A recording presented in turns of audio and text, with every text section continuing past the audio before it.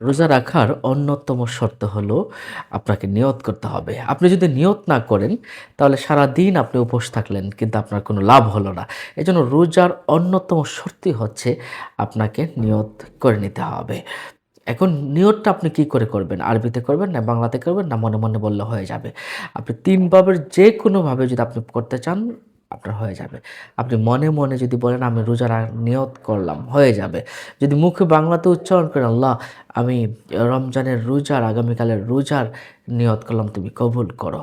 ব্যাস আপনার নিয়ত কিন্তু হয়ে গেল। আর উত্তম মুস্তাহাব, মুস্তাহসান আমল হচ্ছে আরবিতে নিয়ত করা।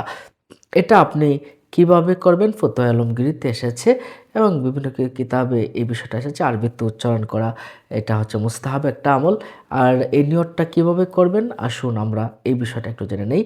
নাওয়াইতু আন আসুমা গাদাম মিন শাহরি রমাদান আল মুবারাকি ফারদাল লাকা ইয়া আল্লাহু ফাতাকাব্বাল মিন্নি ইন্নাকা আনতাস সামিউল আলিম।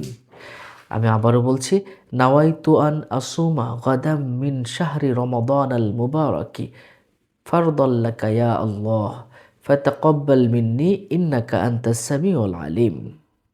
এটুকু পড়ে নিলেই হবে। এখন কখন পড়বেন?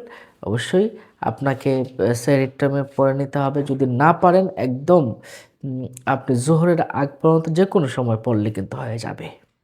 যদি আপনার মনেও ইচ্ছা যদি না থাকে, আপনি অনর্থক জানলেন না, বুঝলেন না, উপোস থাকলেন, মনে হলো যে আমি রোজা রেখে ফেলি না, এটা কিন্তু হবে না। আপনাকে অবশ্যই একদম ফুললি খাস নিয়ত করতে হবে। ইফতারির সময় আপনি ইফতারি করবেন কিভাবে? আল্লাহুম্মা লাকা সুমতু আলা রিজকিকা আফতারতু। আপনি একটা খেজুর দ্বারা ইফতার করবেন।